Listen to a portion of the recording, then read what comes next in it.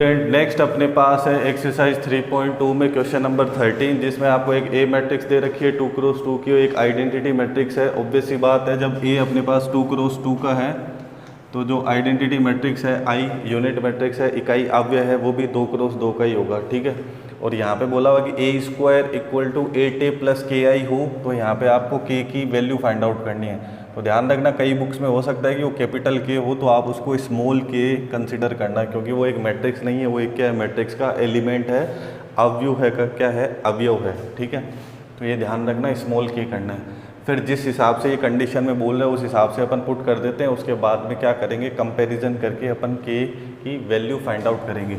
आप अगर करना चाहो तो इस क्वेश्चन में थोड़ा सा ऐसे भी कर सकते हो, ए स्क्वायर और -8a इक्वल टू के आई, तो यहाँ पे मैट्रिक्स आ जाएगी, इक्वल में मैट्रिक्स आ जाएगी, तो यहाँ पे अपन इनका कंपैरिजन कर लेंगे। तो फर्स्ट ऑफ ऑल अपने को क्या चाहिए, ए स्क्वायर, तो ए मैट्रिक्स को मैं ए मैट्रिक्स से ही मल्टीप्लाई कर देता हूँ। ठीक है, तो मल्टीप्लाई करने पे क्या मिलेगा अपने को, रो को कॉलम से करना है, 1 को 1 से तो 1 और 1 को 0 से तो 0 को -1 से तो 0, तो फाइनली क्या आ जाएगा यहाँ पे 1। फिर फर्स्ट रो को फर्स्ट कॉलम से करने के बाद में फर्स्ट रो को सेकंड कॉलम से, 1 को 0 से करेंगे तो 0, 0 को 7 से करेंगे तो 0। ठीक है, फिर सेकंड रो को फर्स्ट कॉलम से, तो -1 को 1 से करेंगे तो -1 और 7 को -1 से करेंगे तो -7, तो फाइनली यहाँ पे क्या आ जाएगा -8, और -1 को 0 से तो 0 और 7 को 7 से तो आ जाएगा 49। तो अपने पास ए स्क्वायर की वैल्यू आ जाएगी। ठीक है, फिर अपने को चाहिए 8a, तो ए मैट्रिक्स को क्या करना है, 8 से मल्टीप्लाई करना है। ठीक है, तो 8 से मल्टीप्लाई करते क्या होगा, हर एलिमेंट है, हर जो अवयव है 8 से गुणा हो जाएगा, तो 8 0 -8 और 8 को 7 से करेंगे तो 56 आ जाएगा, तो 8a की वैल्यू भी आ जाएगी, और इक्वल टू चाहिए के आई। ठीक है ना, आई अपने पास क्या है, आइडेंटिटी मैट्रिक्स है, अगर इसको के से मल्टीप्लाई करेंगे तो 1 0 0 1 की जगह क्या बन जाएगा, के 0 0 के। ठीक है, इस तरीके से अपने को मिल जाएगा। नेक्स्ट अपने पास अपने को यहाँ पे जो कंडीशन दी हुई है उसमें सारी वैल्यूज़ पुट करते हैं। उसके बाद में क्या करेंगे, अपन कंपैरिजन करेंगे, तुलना करेंगे और के की वैल्यू फाइंड आउट करेंगे। तो क्वेश्चन में दे रखा है ए स्क्वायर -8a इक्वल टू के आई। ठीक है, तो ए स्क्वायर की जो वैल्यू है वो पुट कर देता हूँ मैं, वो है 1 0 -8 49, फिर -8a तो वो हो जाएगा 8 0 -8 56 इक्वल टू के आई, तो वो कितना हो जाएगा, के 0 0 के। ठीक है, अब यहाँ पे अपने को क्या करना है, कंपैरिजन करके वैल्यू निकालनी है। पहले इनको माइनस कर लेते हैं, 1 -8 कितना आएगा, माइनस का 7, 0 -0 0, और -8 और -8 तो ये +8, तो यहाँ पे क्या हो जाएगा 0, 49 -56 तो ये भी फिर से -7, तो के 0 0 के। तो क्या करना है, दोनों मैट्रिक्स का कंपैरिजन करना है। तो के की वैल्यू आप देख सकते हो कितनी है, -7 है। अगर यहाँ से भी अपन देखें तो कितनी है, -7 है। अब आपको ध्यान क्या रखना है, क्वेश्चन में कोई भी क्वेश्चन इस टाइप का बने, जैसे ये 2x2 का फॉर्मेट था, ठीक है ना, तो के का कंपैरिजन 2 बार हुआ, तो दोनों बार में वैल्यू सेम होनी चाहिए। अगर ये क्वेश्चन 3x3 का होता तो के का कंपैरिजन 3 बार होता, क्योंकि वहाँ पे के है वो 3 बार आता, तो तीनों बार के की वैल्यू क्या होनी चाहिए, सेम होनी चाहिए, तब जाके अपन बोल सकते हैं कि फाइनली के इक्वल टू कितना होगा, -7। तो ये आपको ध्यान रखना है। बहुत ही आसान सा क्वेश्चन था, और यहाँ पे बुक में हो सकता है कैपिटल के प्रिंट हो तो उसको स्मॉल के कर लेना। वो मैट्रिक्स नहीं है, उसका एलिमेंट है, अवयव नहीं है, उसका क्या है, आपके पास अवयव है। नेक्स्ट जो 14 क्वेश्चन है वो भी बहुत अच्छा है आपके पास। उस क्वेश्चन में आपको मैट्रिक्स फाइंड आउट करनी है। तो सबसे पहले आपको ये देखना है कि जो आपकी मैट्रिक्स है, जो क्वेश्चन में गिवन है, उनकी ऑर्डर क्या क्या है।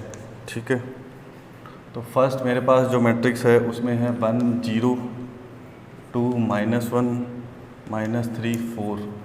अब इसका ऑर्डर देखें हम तो कितनी है, रो कितनी है इसमें 3 और कॉलम कितने हैं 2। फिर अपने पास है ए एक मैट्रिक्स जो इस मैट्रिक्स से मल्टीप्लाई हो रही है और इक्वल में एक मैट्रिक्स है, उसका ऑर्डर है अपने पास 3 क्रॉस 3, -2 -10 और 6। यह क्वेश्चन बहुत अलग है बाकी सबसे, तो ध्यान से समझना थोड़ा सा, ठीक है। इसका ऑर्डर क्या है 3 क्रॉस 3। तो बोल रहा है कि आपको क्या करना है, ए मैट्रिक्स को फाइंड आउट करना है, ठीक है। तो एक मैट्रिक्स को दूसरी मैट्रिक्स से मल्टीप्लाई करते ही अपने पास क्या आ रही है, तीसरी मैट्रिक्स आ रही है। तो मोस्ट इंपॉर्टेंट, अगर इस मैट्रिक्स को मैं बी नाम दूँ, ठीक है ना, थोड़ी देर के लिए बी मान लेते हैं और इसको क्या करते हैं सी, इसको बी मान लिया और इसको सी मान लिया, ठीक है। तो अपने पास हो क्या रहा है कि बी मैट्रिक्स ए मैट्रिक्स से मल्टीप्लाई होकर सी मैट्रिक्स मिल रही है। तो मैट्रिक्स के मल्टीप्लाई के लिए अपने पास कंडीशन क्या थी, तो मोस्ट इंपॉर्टेंट अपने को ये पता करना है जो मैट्रिक्स ए है उसका ऑर्डर क्या होगा, उसकी कोटि क्या होगी, उसमें कितने रो होंगे, कितने कॉलम होंगे, कितनी पंक्तियाँ होंगी, कितने स्तंभ होंगे, तभी अपन आगे इसको क्वेश्चन को कर सकते हैं और ए की जो मैट्रिक्स ए है उसको फाइंड आउट कर सकते हैं।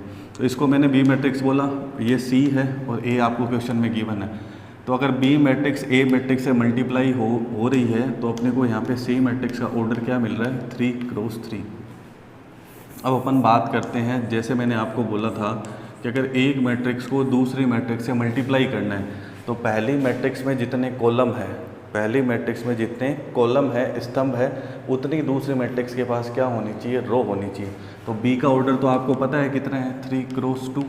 अगर बी ए से मल्टीप्लाई हो रहा है तो आप दिमाग लगाओ, थोड़ा सा ये सोचो कि ए का ऑर्डर क्या होगा, तब बी ए से मल्टीप्लाई हो सकता है। तो वही कंडीशन है कि अगर फर्स्ट मैट्रिक्स को सेकंड मैट्रिक्स से मल्टीप्लाई करना है तो जो फर्स्ट मैट्रिक्स है उसमें जितने कॉलम हैं, यहाँ पे कितने कॉलम है अपने पास, बी मैट्रिक्स में 2, तो उतनी दूसरी मैट्रिक्स में क्या होनी चाहिए, रो होनी चाहिए। तो डेफिनेटली इसमें रो कितनी होगी, 2 ही होगी, तभी मल्टीप्लाई होगा, तभी सी आया होगा। और यहाँ पे इसका ऑर्डर देख के आप बता सकते हो कि जो सी मैट्रिक्स है उसका ऑर्डर क्या है, 3 क्रॉस 3 है। इट मीन्स जो ए था उसमें 2 तो रो होगी और 3 क्या होगा, कॉलम, तभी इनको मल्टीप्लाई कर सकते हैं, क्योंकि जो पहली मैट्रिक्स में कॉलम और दूसरे मैट्रिक्स में रो सेम होनी चाहिए। तो सेम सेम क्या हो जाएगा, कैंसिल, और जो नई मैट्रिक्स मिलेगी उसका ऑर्डर क्या हो जाएगा, m क्रॉस p। याद है जब मल्टीप्लाई के लिए मैंने आपको रूल बताया था, तो आपको ये ध्यान रखना है कि a का ऑर्डर क्या हो जाएगा, 2 क्रॉस 3, तो ऐसे 3 क्रॉस 3 c मिल जाएगा। तो मोस्ट इंपॉर्टेंट यही था कि अपने को a का ऑर्डर डिसाइड करना था। a क्या होगा, 2 क्रॉस 3 की एक मैट्रिक्स होगी। 2 क्रॉस 3 का होने का मतलब 2 रो होंगे और 3 कॉलम होंगे। अब अपने को पता नहीं क्या होगा, ठीक है, तो अपन क्या करते हैं, लेट मैट्रिक्स a, ऑर्डर सबसे पहले बात है कि 2 क्रॉस 3 का होगा। आई होप कि आपको समझ में आ गया होगा, है ना। सबसे पहले a का ऑर्डर डिसाइड करना है, फिर a को कुछ भी एलिमेंट मान सकते हैं, a b c और d e f ऐसे मान लिया अपन ने, ठीक है। अब अपन क्या करेंगे, मैट्रिक्स a को यहाँ पे पुट करके b के साथ मल्टीप्लाई करेंगे, फिर कंपैरिजन करके क्या करेंगे, वैल्यू फाइंड आउट करेंगे, ठीक है। अब b मैट्रिक्स अपने पास है अकॉर्डिंग टू क्वेश्चन, ठीक है ना, प्रश्नानुसार जो अपने को दे रखा है उसमें 1 0 2 -1 -3 4। और a मैट्रिक्स को मैंने क्या माना है, a b c d e f, a b c d e f equal में 1 -4 3 -2 -10 6 13 20 और -9, ठीक है। अब क्या करना है, बी मैट्रिक्स को ए से मल्टीप्लाई करना है, इक्वल में अपने को सी दिख रहा है, तो इससे क्या करना है, कंपैरिजन, ठीक है। तो ऊपर का जो भी सारा फॉर्मेट है वो मैं हटा देता हूँ, फिर अपन मल्टीप्लाई करते हैं। सबसे मेन चीज़ इस क्वेश्चन में थी कि आपको क्या करना है, ए का ऑर्डर डिसाइड करना है, उसके बाद में ए को अज्यूम करना है, ठीक है। तो यहाँ पे मैं मल्टीप्लाई करता हूँ, ठीक है ना। ये क्या हो गया, बी, ये ए अपन ने माना था और ये सी, तो बी को ए से मल्टीप्लाई करके सी से कंपैरिजन करेंगे। तो फर्स्ट रो को फर्स्ट कॉलम से, तो 1 को ए से, 0 को डी से, तो क्या आ जाएगा, फाइनली ए आ जाएगा अपने पास। 1 को ए से तो ए, 0 को डी से तो 0। फिर फर्स्ट रो को सेकंड कॉलम से, तो क्या आ जाएगा, बी, और 0 को ई से करेंगे तो 0। फिर क्या आ जाएगा, सी, और 0 को एफ से करेंगे तो 0। फिर चलते हैं अपन सेकंड रो पे। सेकंड रो को फर्स्ट कॉलम से, 2 को ए से तो 2a, 2 को ए से तो 2a, -1 को डी से तो -d, ठीक है। फिर 2 को बी से तो 2b और फिर -e, फिर क्या आएगा 2c और -f, ठीक है। इस तरीके से अपने को ये मिल जाएगा। फिर क्या करना है अपने को, थर्ड रो को फर्स्ट कॉलम से करना है। तो क्या हो जाए -3a + 4d, -3a + 4d।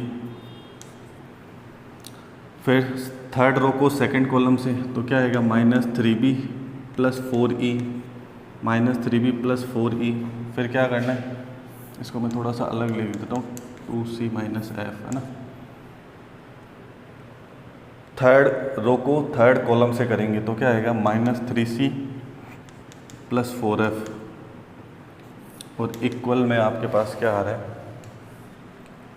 1 - 4 3। ये तभी पॉसिबल होगा जब पहले आप ए का ऑर्डर डिसाइड करोगे बी के ऑर्डर को देख के और सी के ऑर्डर को देख के, है ना।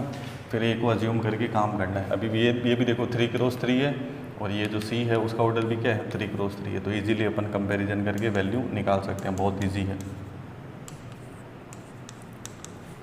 तो ये मैंने लिख दिया, ठीक है। अब कंपैरिजन करेंगे, आराम से देख सकते हो। ए की वैल्यू 1 है, बी की -4 है और सी की 3 है। तो ए की वैल्यू कितनी आ जाएगी 1, बी की कितनी आ जाएगी -4, सी की कितनी आ जाएगी 3, है ना। अब मेन चीज़ अपने को डी ई एफ की वैल्यू भी चाहिए। तो यहाँ पे 2a - d, 2a - d किसके इक्वल है -2 के, 2a - d किसके इक्वल है -2 के। तो a की वैल्यू अगर अपन 1 पुट कर देंगे तो क्या आएगा 2 - d = -2। अब ये क्या हुआ, 2 इधर आएगा तो क्या हो जाएगा -2, तो -d = क्या हो जाएगा -4। तो d की वैल्यू क्या आ जाएगी 4, माइनस माइनस कैंसिल हो जाएगा, सही है। फिर है 2b - e, 2b - e आपके पास कितना है -10। b की वैल्यू आपको पता है कितनी है -4, तो -4 यहाँ पुट कर देंगे तो -4 × 2 कितना हो जाएगा -8, -4 × 2 -8 माइनस ये e है, ठीक है ना, e = -10 है। अब -10 इधर आएगा तो क्या हो जाएगा, सॉरी -8 इधर आएगा तो क्या हो जाएगा +8, और -10 + 8 तो क्या आ जाएगा -2, और e भी माइनस का है तो माइनस माइनस कैंसिल होगी, e की वैल्यू क्या आ जाएगी +2, ठीक है। फिर नेक्स्ट अपन कंपैरिजन करते हैं 2 3 का, है ना। 2c - f = इधर क्या है 2 3 में 6, और c की वैल्यू भी आपको पता है कितनी है 3 है। तो 3 को 2 से मल्टीप्लाई करोगे तो 6 - f = 6, और ये 6 इधर आएगा तो 6 - 6 कितना हो जाएगा 0। तो फाइनली f की वैल्यू आपको क्या मिल जाएगी 0। तो आपको a b c d e f सब की वैल्यू मिल चुकी है, मीन्स आपको मैट्रिक्स a के सारे एलिमेंट पता चल चुके हैं। तो मैट्रिक्स a में क्या क्या आएगा, a जो भी था ओपन पुट कर देंगे। मैं इसको हटा के लिख देता हूँ। बहुत इजी है क्वेश्चन, अभी जो पढ़ा था उससे थोड़ा सा अलग है, ठीक है। लेकिन मेन चीज़ आपके पास ये है कि आपको क्या करना है, सबसे पहले जो मैट्रिक्स A है आपके पास उसका ऑर्डर डिसाइड करना था, किसके अकॉर्डिंग, B के और C के अकॉर्डिंग, ठीक है।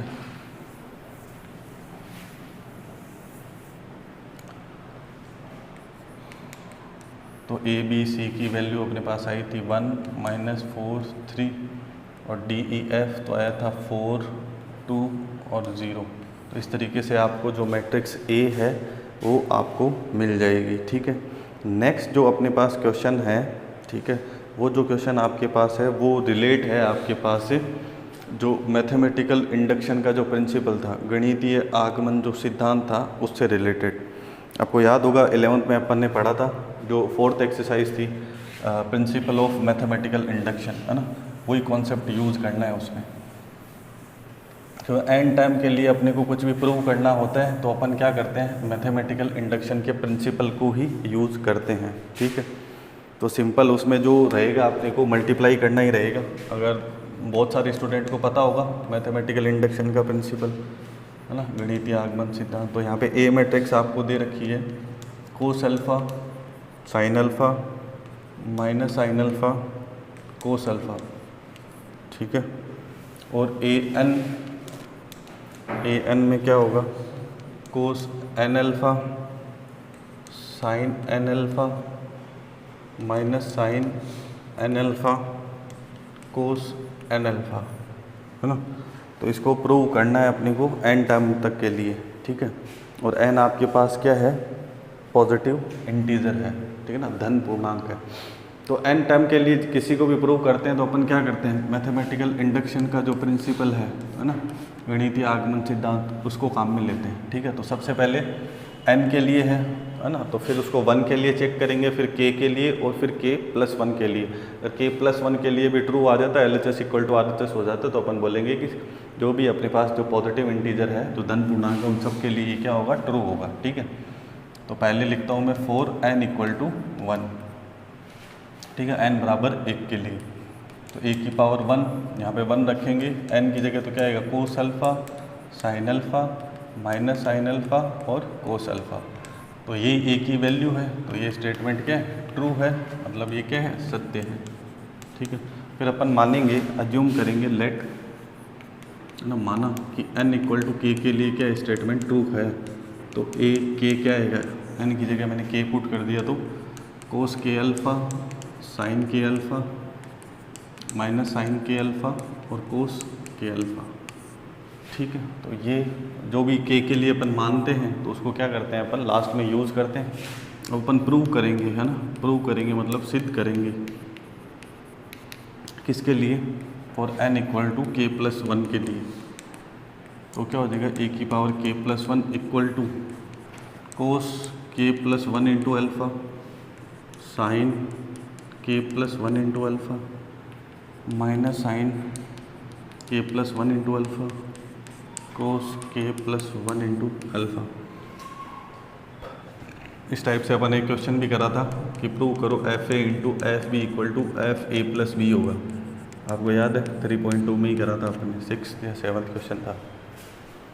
तो वही कॉन्सेप्ट यूज़ करना है। तो अब इसको प्रूव करने के लिए अपन क्या करेंगे, इसका LHS लेंगे और उसको RHS की इक्वल लेके आएंगे। तो बेसिकली करना क्या है, मैट्रिक्स को मल्टीप्लाई करना है। ठीक है, और एक को काम में लेना है। ठीक है, याद रखना, एक का मतलब क्या है, n की जगह अपन ने k पुट कर दिया बस।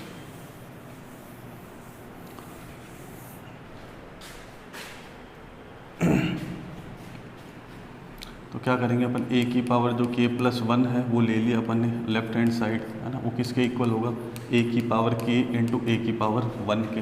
अब a की पावर k क्या हो जाएगा आपके पास, कोस के अल्फ़ा, जो इक्वेशन 1 मैंने बनाई थी, है ना, साइन के अल्फ़ा माइनस साइन के अल्फ़ा कोस के अल्फ़ा। उसको मल्टीप्लाई किससे करना है, a से। तो a में अपने पास क्या आएगा, कोस alpha sine alpha minus sine alpha cos alpha. इनको मल्टीप्लाई करते ही कोस a+b और साइन a+b के फॉर्मूले बनेंगे। ठीक है, तो चलो करते हैं मल्टीप्लाई, ये बनना चाहिए अपने पास। ठीक है, तो फर्स्ट रो को फर्स्ट कॉलम से करा तो क्या बनेगा, कोस के अल्फ़ा को कोस अल्फ़ा से और साइन के अल्फ़ा को माइनस साइन अल्फ़ा से। तो क्या हो गया, माइनस साइन अल्फ़ा साइन के अल्फ़ा। ठीक है, फिर फर्स्ट रो को सेकंड कॉलम से, तो कोस के अल्फ़ा को साइन अल्फ़ा से, तो साइन अल्फ़ा कोस के अल्फ़ा। ठीक है, और साइन के अल्फ़ा को कोस अल्फ़ा से, तो कोस अल्फ़ा साइन के अल्फ़ा। ठीक है, फिर हो गया। फिर सेकंड रो को फर्स्ट कॉलम से करेंगे तो क्या आएगा, माइनस साइन के अल्फ़ा कोस अल्फ़ा, फिर कोस अल्फ़ा को कोस के अल्फ़ा को माइनस साइन अल्फ़ा से, तो माइनस कोस के अल्फ़ा साइन अल्फ़ा। फिर सेकंड रो को सेकंड कॉलम से, तो माइनस साइन के अल्फ़ा साइन अल्फ़ा और प्लस कोस अल्फ़ा कोस के अल्फ़ा। ठीक है, इस तरीके से अपने पास आ जाएगा। अब आप क्या कर सकते हो समझने के लिए, अल्फ़ा को मान लो आप a और के अल्फ़ा को मान लो आप b। ठीक है ना, तो के अल्फ़ा की जगह मैं क्या बोलूँगा b और अल्फ़ा की जगह क्या बोलूँगा a। तो क्या हो गया, cos b cos a minus sine a sine b, है ना। तो ये किसका फॉर्मूला बन गया, कोस a+b का। तो कोस में माइनस होता है तो प्लस आता है। ठीक है, और सेम यहाँ पे क्या है, sine a cos b cos a sine b। तो ये किसका हो गया, साइन a+b का। और यहाँ पे माइनस कॉमन लेने के बाद में, क्योंकि दोनों टाइम माइनस की है, माइनस कॉमन लेने के बाद में ये किसका हो जाएगा, माइनस साइन a+b का। और इसमें फिर से यहाँ से देखो, पहले माइनस है फिर प्लस है, लेकिन प्लस माइनस देखते हैं अपन, है ना। Cos a cos b minus sine a sine b, cos a cos b minus sine a sine b। तो इसको बाद में लिख सकते हैं, एक ही बात है। तो ये किसका हो गया, कोस a+b का, है ना। a और b अपने पास क्या है, अल्फ़ा और के अल्फ़ा। ये फॉर्मूले बन गए, ये मैंने समझाने के लिए लिखे हैं आपको। ठीक है, मैं हटा देता हूँ इनको भी। अब यहाँ पे अपन डायरेक्ट फॉर्मूले लिख देते हैं। ठीक। ठीक है ना। उसके बाद में जैसे इसमें क्या है, अल्फ़ा को कॉमन लिया हुआ है, तो वैसे भी अपन भी क्या करेंगे, अल्फ़ा को कॉमन ले लेंगे तो प्रूव हो जाएगा ये। ठीक है,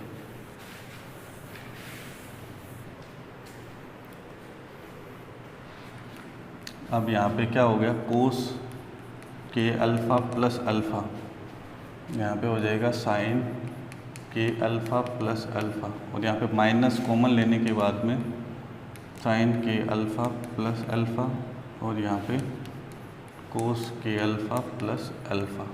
ठीक है, तो इस तरीके से अपने को मिल जाएगा। और यहाँ पे अगर अपन अल्फ़ा को कॉमन ले लें तो यहाँ पे क्या हो जाएगा, के प्लस 1 इंटू अल्फ़ा, और सेम यहाँ पे भी अल्फ़ा को कॉमन ले ले तो के प्लस 1 इंटू अल्फ़ा, और यहाँ पे भी अल्फ़ा को कॉमन ले ले तो के प्लस 1 इंटू अल्फ़ा, और यहाँ पे भी अल्फ़ा को कॉमन ले ले तो के प्लस 1 इंटू अल्फ़ा। क्लियर है इतना। तो यहाँ पे आपको क्या होगा, RHS आपका मिल जाएगा। तो एन टर्म के लिए कुछ भी प्रूव करना होता है तो अपन गणितीय आगमन का जो सिद्धांत है, मैथमेटिकल इंडक्शन का जो प्रिंसिपल है, उसी को काम में लेते हैं। कुछ नहीं करना है, n=1 के लिए चेक करना है, मोस्टली सब ट्रू होते हैं, तो ये भी ट्रू था। के लिए आपको मानना है, अज्यूम करना है कि आपका स्टेटमेंट है वो ट्रू है, और k+1 के लिए प्रूव करना है। तो k+1 के लिए आपको क्या करना है, a की पावर k और a की पावर 1 को मल्टीप्लाई करना है, और वो किसके इक्वल आ रहा है, RHS की। फिर जो मैंने आपको लैंग्वेज बताई थी मैथमेटिकल इंडक्शन के प्रिंसिपल के लिए, क्या लिखते थे अपन, यहाँ पे क्या लिखा हुआ है, और n belongs to positive integer, n belongs to क्या है, पॉजिटिव इंटीजर है। ठीक है, स्मॉल n बिलोंग्स टू क्या, पॉजिटिव इंटीजर है। pk is true when pk+1 is true, है ना। वो जो लैंग्वेज अपन लिखते थे 11th वाली, वो यहाँ पे आपको लास्ट में लिखनी है, क्योंकि अपन मैथमेटिकल इंडक्शन का प्रिंसिपल यूज़ कर रहे हैं। ठीक है ना। अगर हिंदी मीडियम के स्टूडेंट है तो वहाँ पे क्या लिखना है कि pk का मान क्या है, सत्य है। कब, जब pk+1 सत्य है, और कब सत्य है, जब n बिलोंग्स टू क्या है आपके पास, पॉजिटिव इंटीजर, धन पूर्णांक है। ठीक है, तो इसको अपन गणितीय आगमन के सिद्धांत से इस तरीके से प्रूव करेंगे। अगर बात करें मैट्रिक्स की, तो मैट्रिक्स में क्या है अपने पास, मैट्रिक्स को मैट्रिक्स से मल्टीप्लाई करना सीखा था, तो वही अपने को यहाँ पे अप्लाई करना है। ठीक है, तो आज के लिए बस इतना ही। अब जो आपकी एक्सरसाइज है 3.2 वो कंप्लीट हो चुकी है। नेक्स्ट मिसलेनियस है, जिसमें बहुत ही इजी क्वेश्चन है, जैसे अभी अपन ने क्वेश्चन करे थे उसी टाइप के क्वेश्चन है, तो आप अच्छे से प्रैक्टिस करके उसको कंप्लीट कर सकते हैं। मैं तो करवाऊँगा ही, ठीक है, लेकिन आप घर पे प्रैक्टिस कर सकते हैं। मिलते हैं नेक्स्ट क्लास में। Thank you so much.